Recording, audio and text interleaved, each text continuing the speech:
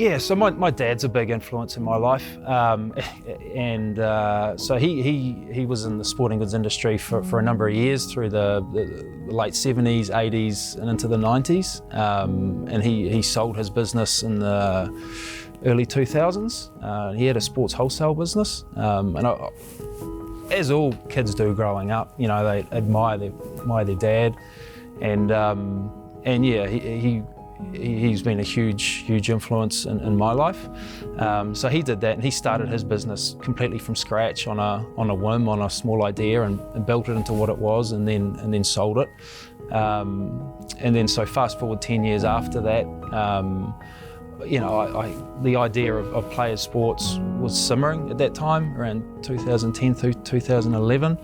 And then 2011, Dad got diagnosed with a grade 4 brain tumour, which was a massive shock to me and to my family.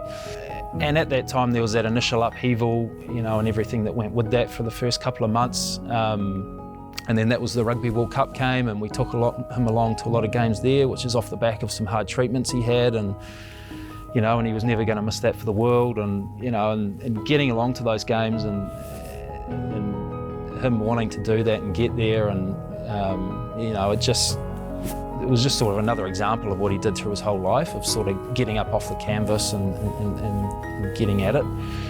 And yeah, it was about 2 or 3 months after that, with this idea, you know, sort of simmering away, that I thought, well, you know, Dad always used to, his first product that he sold was a kite that he made himself in my granddad's garage, and he always used to say, you know, go fly a kite, which is basically take a risk, you know, have a punt, and you know, see where it goes. And so I thought, oh, it's time to fly a kite, in my dad's language. And so the motivation at that point, you know, coupled with the naivety and all that goes with it, was to go out and do that.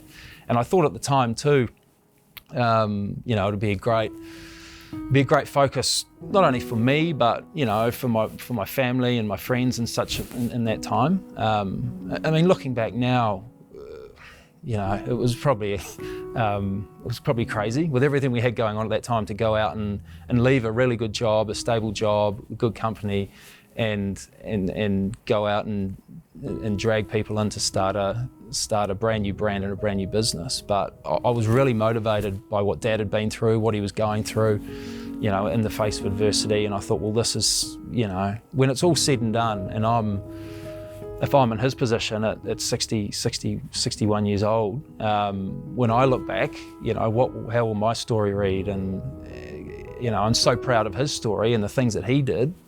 And then it was sort of like, nah, like let's ride this wave of emotion, but put it into a positive space and pull a heap of good people together and set off and have a crack at this.